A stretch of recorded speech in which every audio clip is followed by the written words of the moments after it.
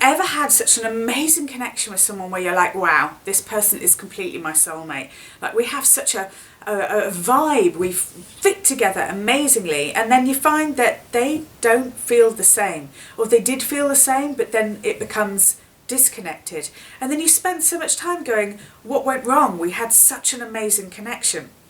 So we're trying to work out whether or not someone is a soulmate or isn't a soulmate. Well, firstly, I believe that soulmate is something that happens over a period of time. It isn't necessarily a flash in the pan. It's a relationship where the souls have intertwined over time. It isn't necessarily like, bang, you're my soulmate. There's lots of different reasons why we feel that amazing connection with someone. So let's just go through some of them. Number one is that feeling that you've known them before. And it could be that you have known them before, that they're somebody in your soul group, that there is someone from a past life. Now that could be that the connection just needed to reconnect, some karma, some impact, something that was dislodged or removed or accomplished by the two of you meeting each other. That's it. That's all it needed to be. It's done. It can move on. It doesn't have to be something that is, now we have to stay together.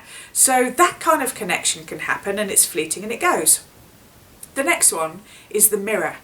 Is the person that you meet who is literally just like you. And you meet them so that you can see some of your failings. Sounds strange. You can have an amazing connection with this person. You've got so many things in common. You can finish each other's sentences. And when you're in each other's space, nobody else in the room exists. And then they start to get on your nerves.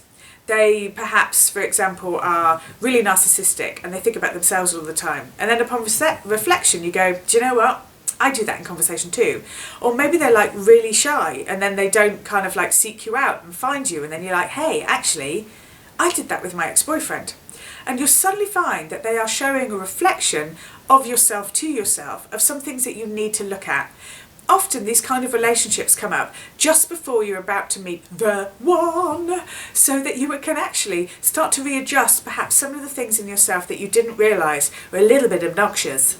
So by meeting this person, they can really be this incredible connection, but it usually burns brightly, but for a very short period of time, because dating yourself would be pretty dull and nasty.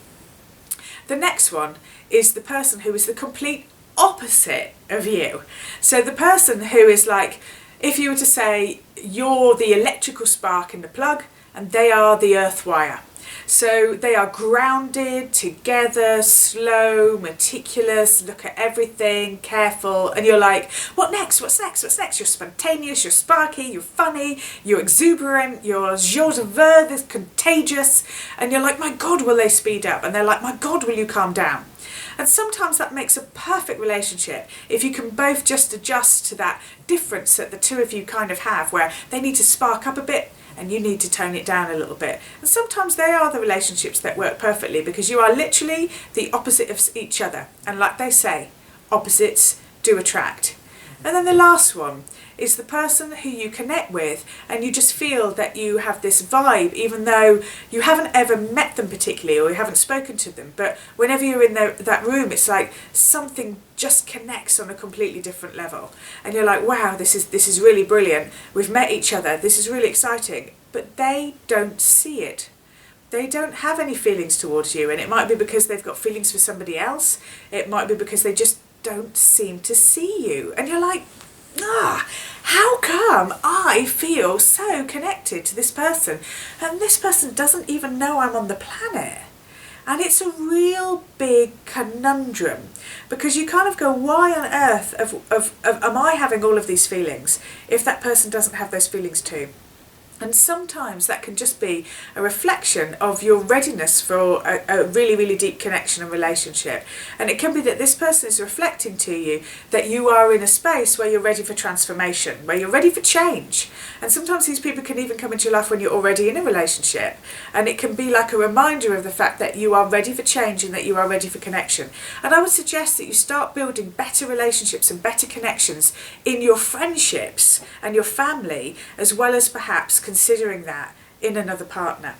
So I'm sorry that there isn't one here where I'm saying, oh, you meet this person, there's this major connection, and that you are meant to be together for the rest of your life.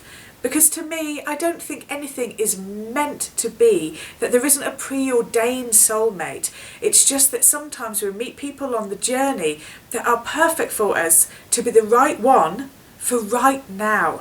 And then the minute we think that we have to create ownership and control and keep someone for the rest of your life, you're adding so much pressure onto a relationship that doesn't really warrant it. The best thing in relationships are to always say you are the right one for right now, and let's hope that rightness lasts for a lifetime.